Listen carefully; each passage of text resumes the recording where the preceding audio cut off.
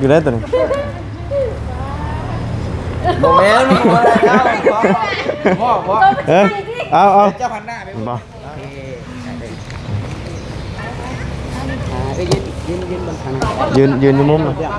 โอเควันนั้น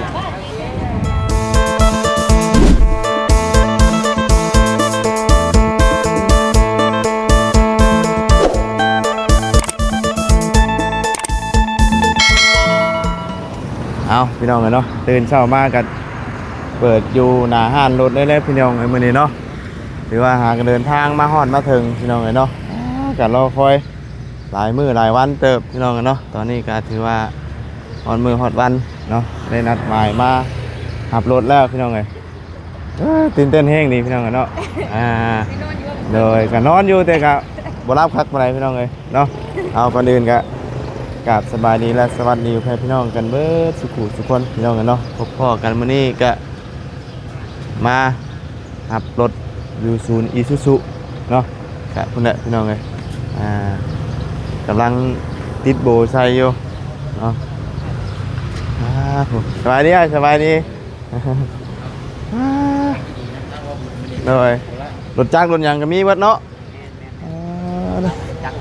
เลยเฮ้ยมาเบิ่งก่อนเลย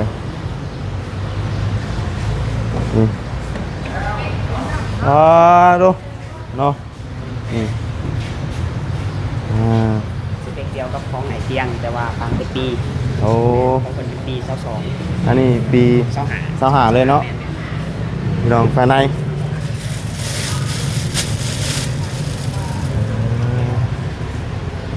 เบาะหนังอย่างงามเลยโอ้เป็นไงงามอยู่ป่ะฮะอัน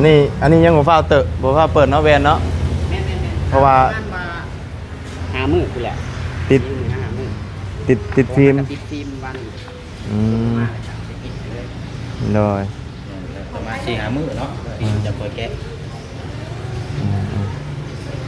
4 5 มื้อแกะตัวไหนน่ะบ่ให้เปิดกระจกมวนเปิดกระจกคิวแท้นี่คิวป่ะโอ้ดูเนาะจะได้บาทนี่ตัวนี้กับบริลอกซ้ำฮะบริลอกไหนมีแต่บาดหายเป็นเองตัวนี้เลยยังไงโดยเนาะโอ้รถนี่เอาอย่างก็ตั้งคือคนเจ้าของเลยเนาะคืออยู่ป่ะคอมนี่เลยจะเป็นคอมปะทะเลยเนาะrồiตัวนี้4 คูณ 4เนาะ2,025ได้เนาะ2,025ล่าสุดเลยมีแต่คันเดียวนี่บ่ว่าพี่กันแหละนะเลยมีแต่คันเดียวนี่บ่ในสต็อกตอนนี้นะโดยแม่แหละเพราะว่ารถคอมมาโซล่าจะเป็นจะติดจองมันเลยโอ้โดยตัวนี้ก็เป็นขั้นที่ว่าลูกค้าเป็นเอกสารนี่ขออนุมัติเอกสารบ่ผ่านก็เลยโยกมาทางนี้ก่อนเนาะด้วยจัดเลยไว้แม่นที่แรกว่ายังถ่ายเดือน7ได้เนาะแม่นปกติแม่นรถของอ้ายมามันจะเป็นถ่ายเดือน7ถ่ายเดือน7ป่ะยังอีก2 เดือนพุ่นได้ไล่ใช้2 เดือนด้วยแหละแต่ว่าเครดิตเพิ่นบ่ควบคุมรายจ่ายแต่ละเดือนของรถแม่นเอกสารก็เลยบ่ผ่านโอ้อันหนามเลยคันอันนี้คือติดเฮโบนี่ห้านยังคักแท้อันนี้ห้านเดียวกันเลยประดับยนต์แม่นห้านก้อนมีไล่ห้านเดียวกันก็ไม่แม่นเนาะจะติดเติมไม่ห้ามติดเนาะมันติดโปรโมทห้านเพื่อนเขาอยากเอาออกก็ได้เนาะยังออกก็ได้แต่ว่าโดยอันนี้คือในราคานี่แม่น40,000เนาะ42,400เงินดอน42,000เนาะถ้าเงินบาทก็เงินบาทคือตกอยู่ประมาณ1,300,000ล้าน381,392 บาทเนาะประมาณนี้เกือบลักซี่เลท32โดยเลท32รถมาเชียงตอนนั้นเดทเท่าไหร่ ด้วย ตอนน่ะรถตอนรถบ่เสียง 33เด็ดเป็นเด็ดมา 33เนาะ เจ้าได้ดี แต่ว่า รุดบาทหนึงเนาะเอารุดกันคนละบาทหนึง เนาะ33ได้เจ้า32 อันนี้เรทมื้อนี้นี่3260 โดย ไปมันอาจจะเป็นเรท3258 อ๋อโดย คือ2บาทไป ขึ้น2บาท นั่นแหละคือ2บาท เนาะ อันนี้นี่ พร้อมลุยเฮาบาดนี้พร้อม เลย อันนี้ มาฮอดเมื่อวานเนาะฮอดประมาณจังโมงไงวานนี่ มาฮอดก็สิอยู่ประมาณ4:30 4:30น ตัวเดียวเอาไปติดทีมไปเลย อืม ทางนี่จะเป็น80ไปเลย โดย ข้างหลังข้างหน้าจะเป็น60 โดยน่ะ60ที่เดือนน่ะ80ไปเลย เต้นน้ำเจ้าได้ อันนี้ ฮะ เต้น เป็นได้เป็นได้ ไอ้ตัวนี้จะเป็นกล้องหน้ารถ ตื่นแล้วบ่ดิ จะเป็นกล้องหน้ารถมีแต่ว่าเอาว่าสะดวกเอาเขาไปศูนย์ โอ้ หอย ติดให้เพราะว่าเขายังบ่ทันเดี๋ยวเฝ้าติดเด้เพราะว่าเขาก็ติดฟิล์ม โดย แต่มันหลุดออก กล้องวงจรบ่เดี๋ยวพอติดได้นี่ เดี๋ยวไปติดน้ำหลังก็ได้นี่นะกล้องหน้ารถ ไปติดอยู่ เพราะว่าการสิติดโหลดยางมันบ่อยู่เด็กเขาก็ติดฟิล์มใหม่ นั่งมาก่อนเด้อ ๆนั่งเบิ่ง ถอดเกือบได้เหรอยันเก่าได้ เกือบเลยเนาะ นี่ว่ายันเก่าครั้งแรก ลองจะตั้งเบิ่งรถไปยังลองเช็คลองจะตั้งรถก่อนไปยังแล้วก็จังก็ได้ ตาได้บ่ใช้เฮ้ยมองจะตันมองได้นี่นะ โดยนี่สตาร์ทเหยียบขาดก็สตาร์ทเลยอะ เนาะคือได้เหรอเนาะเนาะเยี่ยมอ่องเลยพี่น้องอันนี้คือตัวต้นห่างเลยนี่อันนี้ก็ซองเงินเนาะซองมีซองแต่ว่ามีแต่เพิ่มตัวระบบตัว4x4ใช่เนาะเบาะนี่เป็นสีดำพี่น้องนี่ได้บ่โอ้ดังคักเอาตัวนี้บ่อันเข่าอัน4x4นะ แม่นบิดมาเพิ่งกลางนี่บ่ นี่แต่บิดขึ้นมาเลยไอ้ บิดนี่บ่ชุดนี่ก็แม่นเนาะ เดี๋ยวเขาจะแนะนำเขาโค้ก็ได้แต่เหยียบเบรกมันเหยียบเบรกแล้วก็บิดขึ้นเลยเพราะว่าเปิดป้องกันมันจะแสดงอยู่หน้าจอ โอ้ เด็ตอนนี้มันอยู่ในโหมดโฟร์ไฮแล้ว โดย อันนี้ไหมเพราะว่าใส่แบนระยะไกลนี่เขาสามารถเขานี้ได้ แต่ถ้าว่าเขาจะเขาเป็นโฟโลตัวนี้ บิดไปอีกบ่ เขาจะใส่ความไวต่ำแล้วเขาต้องเด็ยุดรถก่อน บิดรถแล้วก็ โดย บิดมา แม่น เฮ้ยมันคือบ่ไป ต้อง โอ้ยู่ แม่นต้องเด็คมลงอีก ตัวนี้ต้องปากโฟบ่ โดยหมายความว่าตัวโฟร์ไฮนี่มันสามารถแลนระยะ40 กิโลเมตรได้เลยสามารถเขาได้ แต่ว่าตัวนี้ต้องใส่ความไวต่ำไวต่ำลงเลยเพราะว่ามันได้ใส่ปืนเป็นทางหยาบทางตัวสมบุกสมบันอะไรนี้ ตัวนี้บ่ แม่ตัวสุดท้ายตัวเป็นโฟโล อ๋อถ้าว่าคือแบบธรรมดานี่คือตัวนี้ก็ได้ แม่โดยทางมือทางหลังสั้นเป็นตัวนี้ก็ได้ ถ้าตัวนี้คือแบบปืนนักไอ้ดี แม่น ต้องเข้าตัวนี้เนาะ โดย อ๋อ เอาต้องใส่ความไวต่ำ โดยอันนี้เอง เดี๋ยวลองเชื่อมมึงไว้ โดยเชื่อมมันก่อนเนาะเชื่อมบลูทูธมันก่อนพี่น้องเลยเพราะว่าจะได้เลี้ยว ที่จะเปิดบลูทูธเลยเปิดเลยเนาะขั้นตอนที่ของเราจะมาอยู่แบบอุปกรณ์ส่วนต่อการตัดทางก่อนแล้วก็บลูทูธเปิดอุปกรณ์มีคนหาอุปกรณ์ตัวนี้ไหมเนาะ นี่นเอเจสาม เดี๋ยวถ้าหาตัวนี้ก็ได้เปิดจับคู่เปิดกดลงเลย มันจะเป็นเชื่อม Android Auto ให้เขาเลยตัวนี้ อ๋อ เราสามารถเบิ่งแมปเบิ่ง Google Map ก็ได้นี่เข้าไป YouTube เลยไอ้ YouTube บ่ แม่นเปิด YouTube เลยก็ได้ เดี๋ยวปล่อยเน็ตก่อนเน็ตยังบ่ทันมี อันนี้คือเซ็กก่อนพี่น้อง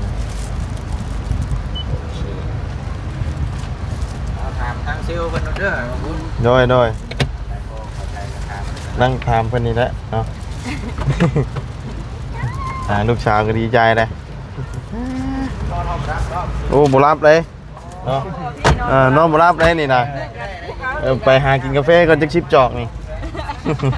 เฮงไปนี่คือพวกโตอีก เลย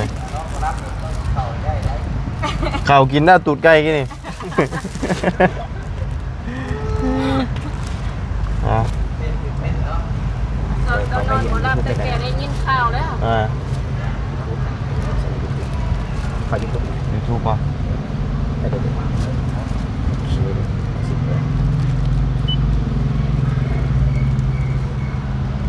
อันนี้แม่นระบบปรับแอร์ออโต้เป็นระบบมันจะเป็น2ข้างถ้าว่าเฮากดเป็นดูโอตัวนี้มันจะ ครับ ปรับได้ข้างเดียว อ๋อ สมมติว่าผู้นี้บ่มักเย็นแห้งไปได้เขากับปรับขึ้นอีกนี่เด็กแม่นตัวนี้เด็กแต่ถ้าว่าเขากดปุ๊บเป็นดูโอลงนี่มันจะเป็นออโต้ให้เขาทั้ง2ข้างเลย อ๋อขึ้นพร้อมกันได้ แม่นเป็นงานจากชาติ เป็นงานบ่ เชื่อม แห้ ได้ ง แล้วหรือว่าเชื่อมได้แล้ว เป็นได้แล้วก็บ่เป็นยังไงเนาะเพราะว่ามันสัญญาณบ่มี เชื่อมบลูทูธสำรอง แม่นสัญญาณบ่มีเป็นยังไง หรือว่าจะกดก็มีแต่กดเข้ามาเลยแต่ เนาะ ปึ๊บมีแต่ตัวนี้แหละบ่ได้คมมีบิดมาเลย ตัว มี สอ แต่ งตัว แม่ สอง น นี่คม มีแต่โฟร์ไฮนี่บิดมาเลยสมมติว่าเขาอยู่ใน2เฮดเนาะตอนนี้เขาจะบิดมาปึ๊บมันจะแสดงในหน้าจอ เนาะ ปั๊บนี่แสดงว่ามันเข่าเป็นโหมด4x4แล้วแล้วก็ถ้าว่าจะเข่าเป็นโฟโล่ต้องกดปึ๊บ นูค ต่ รั อบ แมนยูเข่าลงก่อนนี่กดได้มันจะเป็นโหมดโฟโล่เดี๋ยวมันจะบอก CL โอ้ แอนด้วยปึ๊บกดขึ้นเลยโอเคร้อย โอเคเนาะร้อย ที่จะบอกเข้าใจตัวได้เลยถามกันเลย ร้อยเนาะ เข้าใจอยู่ว่าพอ ก็มีแต่ตัวเดียวนี่แหละ แม่น เนาะระบบอื่นมันก็บ่ได้มีหยังเนาะ นี่แหละสุดท้ายก็ต้องเด็ด โมแม่ว่าเต้นอย่าลืมมา จะได้ต้องได้ใส่เลยทีนี้ แม่นต้องให้ใช้ แม่นต้องได้ใส่แหละ เนาะ ตั้งอะไรเพิ่นเลยกำพูนโตลักกิโลอะนะ ฮะ ลักกิโลอะ หลักกิโล กิโลเมตรอีกบ่ ค่าน้ำมัน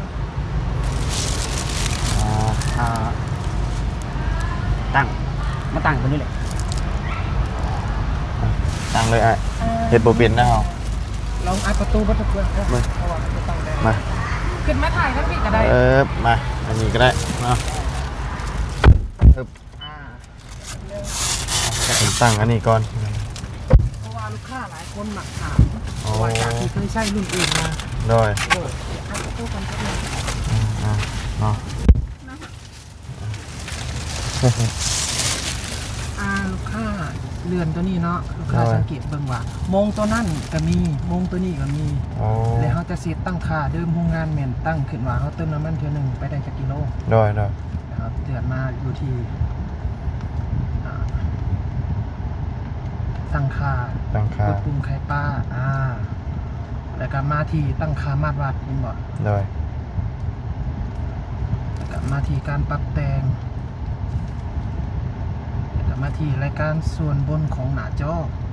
แล้วเฮาสิเอาโมงตัวนี้ลงเพราะว่าโมงอะมันมีเบิด2เลยเด้ โอ้ เอาโมงตัวนี้ลงเพราะว่าเฮาบ่จำเป็นต้องใช้โมงเบิด2 โดย แล้วเฮาตั้งให้บ่มันเขียนไว้ว่าซ้ายแม่นอุณหภูมิ โดย แล้วเบื้องขวาแม่นโมงแล้วเขาสิเอาโมงลงบัดนี้อุณหภูมินี่ตั้งคือเก่าแล้วเขามาตั้งตัวนี้ระยะทางที่สามารถขับได้เห็นบอกมันจะขึ้นว่า โดย สิ้นสุดเป็นทีเฮียนห้อยโอเคบัดนี้ลูกค้าเติมน้ำมันจะหู้เลยว่าแล่นได้จักกิโล โอ้มันขึ้นในนี่ได้เนาะ แม่น โดย โอเค โดยโอเคได้แล้วเนาะไปทำให้แกลงข้างล่างพุ่นน่ะบัดนี้เนาะมาลงข้างล่างก่อนเอาอันนี้ของแถมได้เนาะอันนี้ยังใช่นี่ นี่มันจะเป็นพวกที่ว่าเป็นหมอไฟเวลาหมอไฟมีปัญหาเบิร์ดอย่างต่างๆ ตัวนี้จะเป็นสายพ่วง โอ้สายพ่วง แม่ แต่ว่าหมอ คงไม่สุกเสริญ แต่ว่าบ่มีสายแบตเนาะ บ่มีเจ้าอันนี้สายพ่วงตัวแบตของเลยเจ้า เอาแต่ เวลาเขาสอดอย่างต่างๆ ก็ได้ไปพ่วงกับ แม่ รถคนอื่นเนาะ แม่ โอ้ดีมี เครื่องอัดซีด มีตัวสายพ่วงน้ รถเก่าๆไม่ตลอด ำโอ้อันนี้อันฉีดโอ้ มาจากบ่อถ่ายรูปแม่จักรูปนึงจ้ะ ถ่ายรูปเลยบ่ ถ่ายรูปอีกแล้วจักรูปแม่ เฮ้ย ไม่มีบ่น่ะ เอาโบตัวได้ก่อน สิให้ มา บ พอที่ได้เฮ็ดเวียกกันทั้งเอกสารเนาะ โดยเพราะว่าต้องเฮ็ดเอกสาร เอก ก่อน สารก็สิใช้เวลานี่เอาไปมอบให้เจ้าเด้อ โอ้คักอยู่ได้อตัวนี้ บ่แม่นบ่ได้เจ้า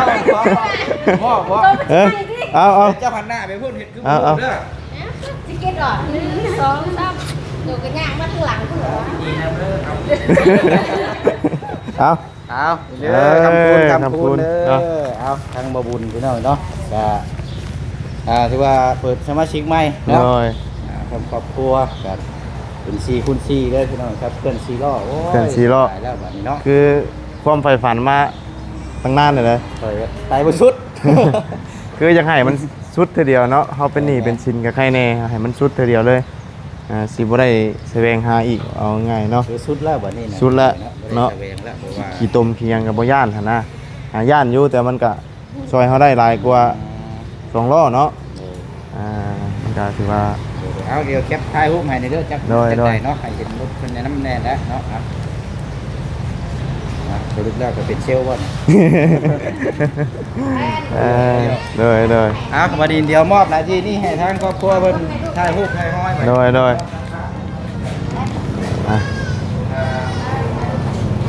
ถ่ายรูปก่อนก็ได้ถ่ายรูปก่อนก็ได้มา ไปแม่ตัวน่ะ ฮะ ตัวเข้าไปละ เอาถ่ายรูปก่อน ดอกไม้ ลงไม้อีกเปล่า มาจ้า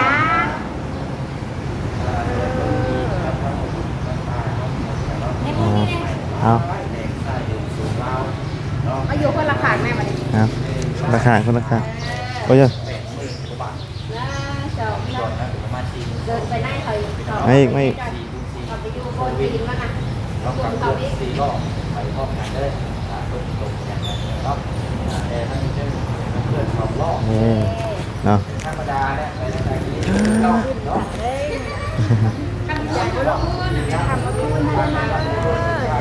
มีแต่อันน่ะเรื่องเอกสารแล้วก็เรื่องชำระเงินก่อนบัดนี้พี่น้องนะเพราะว่ายังไม่ได้ชำระเงินได้นี่นะโทรหาอันน่ะสาวน้อยคือเก่าก่อน เนาะใส่อะไรอยู่บนไหนเฮ้ยอยู่ใช้อันเรียบร้อยหรือเปล่าเอกสารนี่ว่าได้ไหนโดยโอเคนะ เดี๋ยวแป้งมาสิพูดก่อนเลยถ่ายก่อนนะ โดยลูกโดย ใช้หรอใช้อ๋อใช้ลูก เป็นปี 2025เนาะIsuzu D-Max ตื่นจะบอกเหมือนกัน ฮะ ตื่นจะว่าเนี่ย สลืออยู่ในนี่พี่น้องไงเนาะมันก็ โอนบ่เรื่องโอนบ่ เรื่องโอนเลย ยังไม่เร็วมาได้ดิ ยังมาเรียกบันได ขึ้นรถได้เนาะ เส้นหับเนาะ เดี๋ยวเส้นทำรถกำลังนั่นเลย โดยโอเค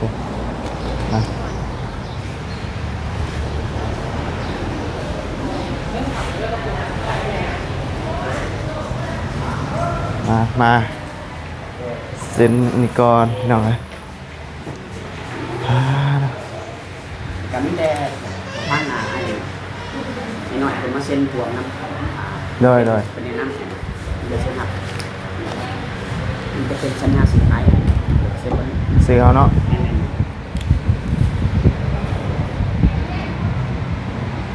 ไว้เป็นลายเส้นแต่แต่ว่ามันตรงกันเลยมันเป็นชื่อแต่โดย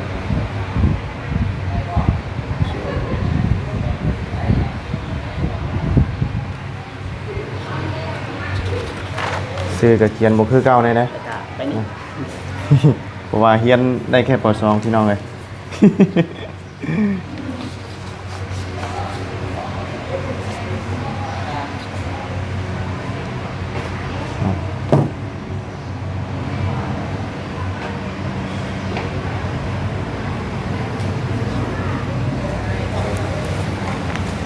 แต่ตัวนี้เขาจะเก็บใบไว้เป็นสภาพปกติเขาจะให้ โดย เก็บใบแบ่งเอกสารไปส่วนว่าตัวนี้จะเป็นใบหับรางวัลจะเป็น16โปรเขาจะแถมให้ที่จะว่าหลังจากเขาหับรถแล้วเลยไปหับรางวัลอยู่หาเลย โดยโอ หา เค โทรศัพท์เลย โดย นี่จะเส้น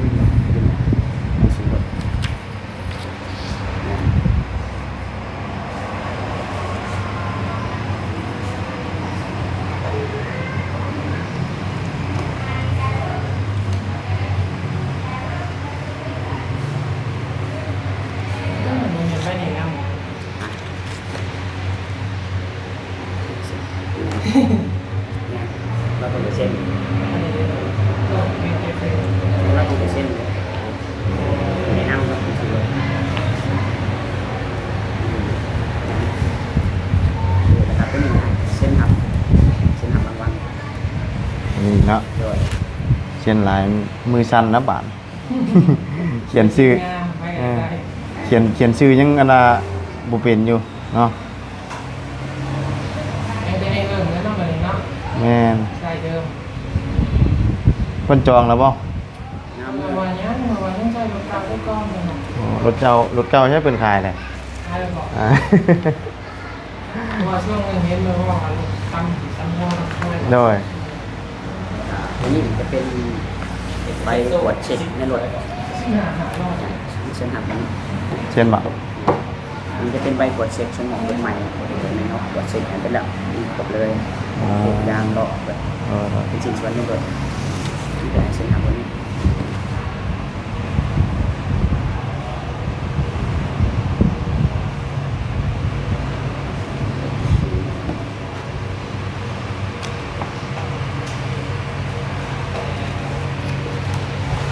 ส่วนตัวนี้จะเป็นปึ่งทำประกันเลย โดย เวลากรณีว่า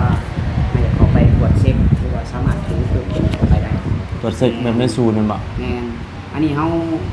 ฟรี 20,000 กิโลก็คือไอเขาไปเปลี่ยนไทยมันเครื่องจะบริเสียขายให้งานมีแต่เสียค่ามันเครื่อง อ๋อ ค่าเปลี่ยนไทยบริเสียภายใน 20,000 กิโล ศูนย์อินซูทั่วไปนี่บ่ สะบกนั่นแหละ อ๋อ เป็นสวิตเนาะเป็นบริการทางการขายที่จุดนี้แหละเอาไปรับประกันนี่จะเส้นหักก่อนเส้นวันนี้3 แผ่น ตัวนี้ เดี๋ยว ชื่อนี่เนาะ เส้นวันนี้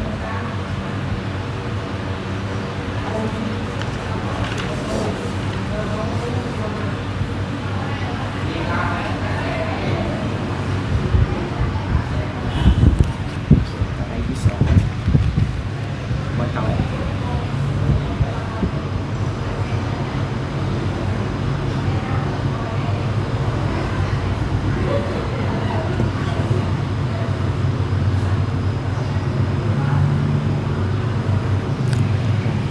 ไป15 ปีวันนี้เก่า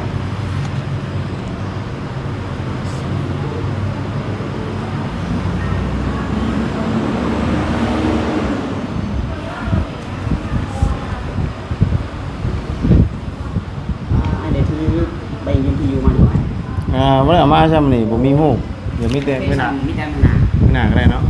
มาให้แต่ว่าเราจะใส่เท่านั้นเรียนป้ายใส่เรียนป้าย ป้ายนี่เฮาสามารถเลือกได้เลขไหนเนี่ย ได้เลือกได้ แต่ว่าผู้ชุมนุมเราเป็นป้ายแต่ว่าตัวอย่างว่าเนาะ1 5 5 5นี่สิประมาณราคา4 ล้านป้ายน้ำเนี่ย 155ประมาณ4ล้าน แน่นๆแต่ว่าหนาเลี้ยงสัมผัสหนางานหลังเลี้ยงนี่สิ เดี๋ยวอันเรื่องป้ายนี่เดี๋ยวอันเลือกกำลังก็ได้เดี๋ยวตัวใดที่ว่าราคามันนั่นเนี่ยจังสิว่ากันเทื่อนึง หรือว่าไอ้อย่างเอาไปทางซ้ายก็ได้เอาส่งไปดูไปทางซ้ายนี่จะบริเซียค่าจองภายในเลยบริเซียได้กี่ โดย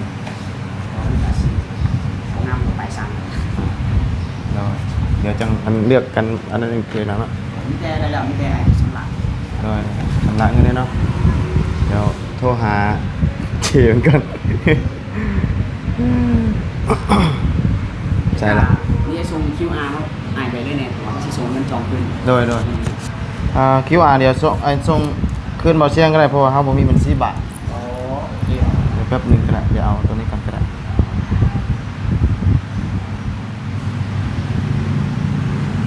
ใส่เลยบัตรเน็ตบ่แห้งเนาะอยู่นี่เนาะ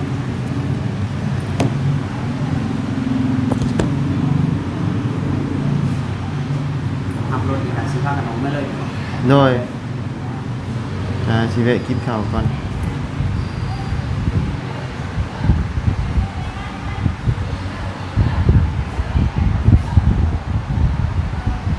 สัญญาณอินเทอร์เน็ตบ่มี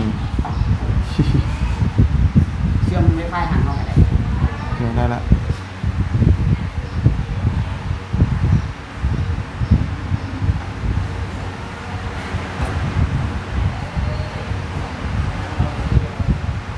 อันนี้อาจจะสำหรับเป็นดอลลาร์เลยเนาะ ดูล่าเลยจ้ะ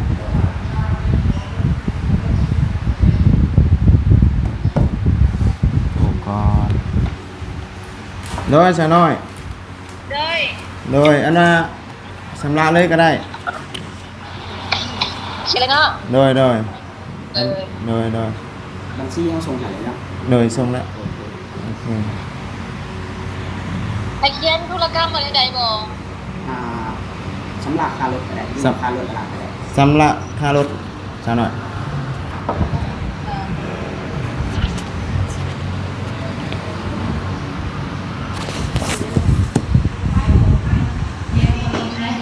อ่ะฮอนบ่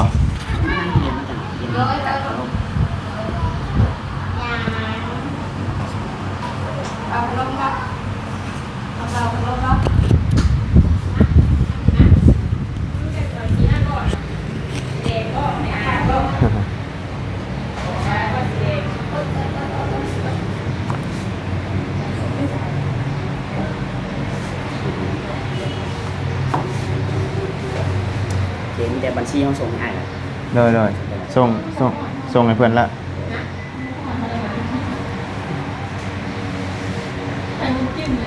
ส่วนประกันภัยนี่ประกันภัยแบบไหนอ่ะ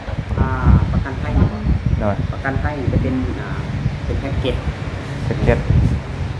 จะเป็นประกันคนที่3คือตัว อ๋อ ประกันอุบัติเหตุจะเป็นประกันภัยST เมืองไทยประกันภัยเขาสามารถหาประกันภัยไปได้โดยตัวนี้จะมาตำลังประกันภัยเดี๋ยวประมาณอาทิตย์ปลายจะส่งสภาพแผล โดย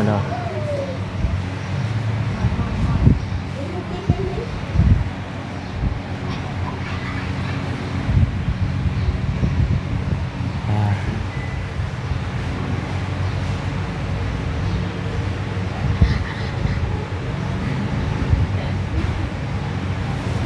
รถรุ่นใดกันบ่ค่อยมีเนาะตอนนี้เนาะ แม่นติดจองหมดเลย ติดจองมาเลย รถขายดีขนาดเนาะเดือน ตัวแรกจะเป็นพีออเดอร์ มีออเดอร์ นี่ก็ยังส่งดีแล้วของไหนเป็น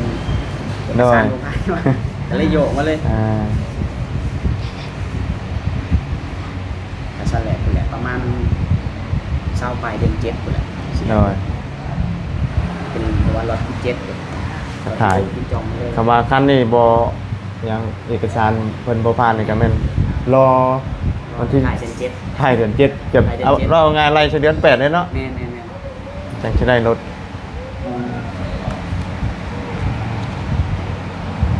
รอแป๊บกำลังโอนเนาะ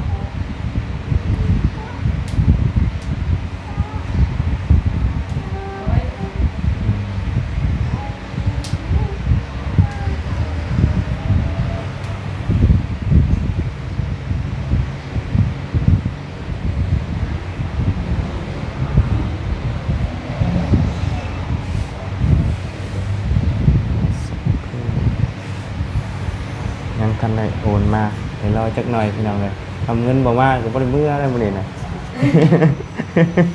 มาถ่ายรูปสิก็เมื่อได้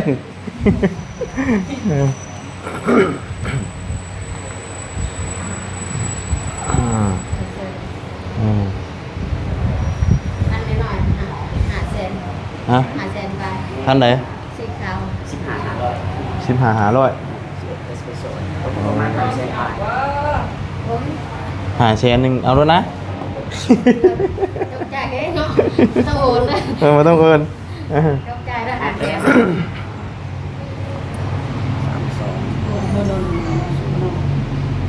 แสน 5,500,000 เป็นอันน้ำมันอหย่างกระชวนเท่านี้ป่ะ รถตัวนี้ของกระบะบ่ บ่ตัวอัน โอ้ ตัว เป็นเอสซัง เอ็ดซัง แม่น มันประจับหรอ น้ำมันรถจักรเลย ๆเพราะว่าซูซูกิจะเป็นจักรเอสซังมันจะ อืม คือรุ่นนี้มันจะประหยัดน้ำมันเลย มันเป็นแต่แพงใด เขาหาลักตัวลิตร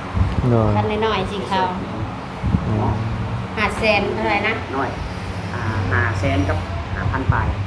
5,000 บาทนี่ แม่น อืมเอาเลยบ่ เดี๋ยวลงไปเล เอา ย ก็เอาแล้วใจได้ 500,000เนาะ เออ เพราะ ตัวนี้ข่อยยังรออยู่นี่ยังเป็นยังบ่ทันได้เอาน้ำมันอยู่นี่ ถ้าเอาดีแล้วก็สิลดประมาณ500,000 5,000แล้วเราก็ลดอีก ได้ 5เซนเนาะ ได้เบิร์ดเนาะ อันมันตกลงมาดีกว่า รออีกจังหน่อยก็ได้เนาะโอเคเรียบร้อยอ่ะ เด้อมาส่งมาแบบตัวเนี้ย งั้นเครื่องหนึ่งอยู่เครื่องตอนนั้น ถ่ายอะไร ถ่ายปะถ่ายก่อนแล้วเขาจังจงหายน้ำหลังกันนะ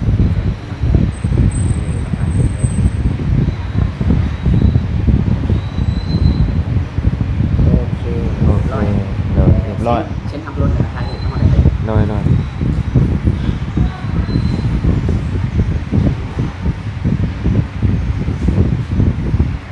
โดยขอบใจได้สะน้อยเดี๋ยวกลับไปเคลียร์ กลับไปเคลียร์น้ำหลัง ไปพูดละบัดนี้น้องเลย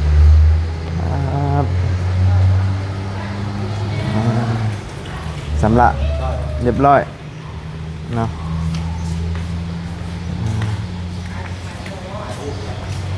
ถ่ายรูปทรงมอบได้กระเจใหญ่แล้วบัดนี้นะ ใหญ่ก็ต้องกระเจียงไง แจ้งนัดก็ไปได้เลย มันบ่ โอเคได้เล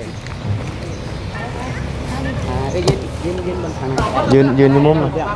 โอเควันนั้น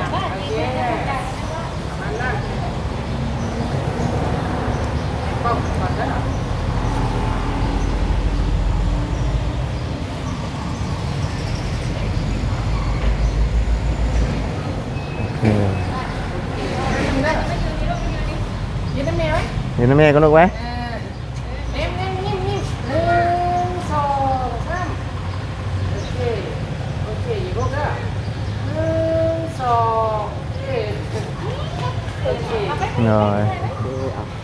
ขอบใจ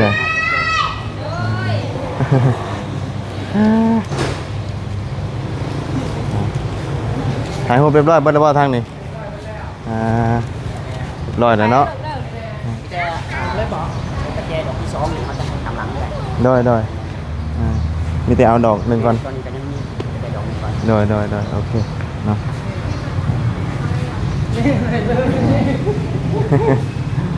อ่ะ หัวเด็ดคือชุดแง่ระดับจอกบอลกระเจมันอยู่นี่ โดยโ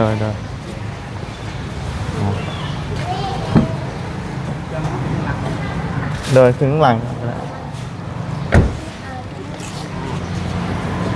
พริกน้ำเนาะเย็นเวลาไปป้าจักคิดได้ไปใช่ อะเตรียมตกบ่อย่างวะเนาะ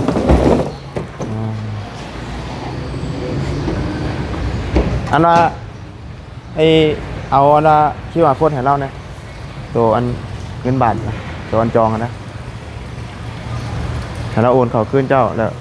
เจ้าโอนต่อให้สาวน้อยก็ได้ ก็มาก็ได้ไม่ไป ไปแล้วว่ามัน ไปทำบางวันอยู่หลายคนกับเราอยู่หา โดยเอารถไปเลยปะหรือว่า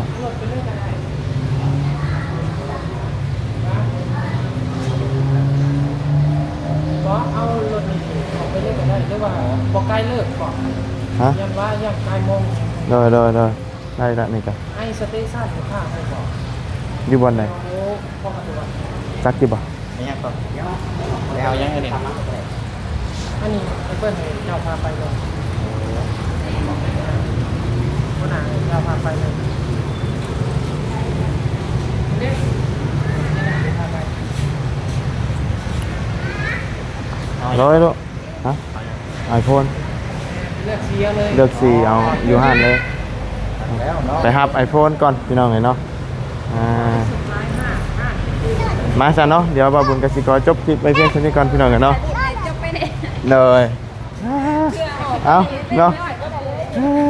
ไปซะเนาะมื้อนี้ก็ได้มาฮับเป็นทีห้อยเนาะสำหรับเงินเป็นทีห้อยในราคาเป็นเงินดอนก็42,400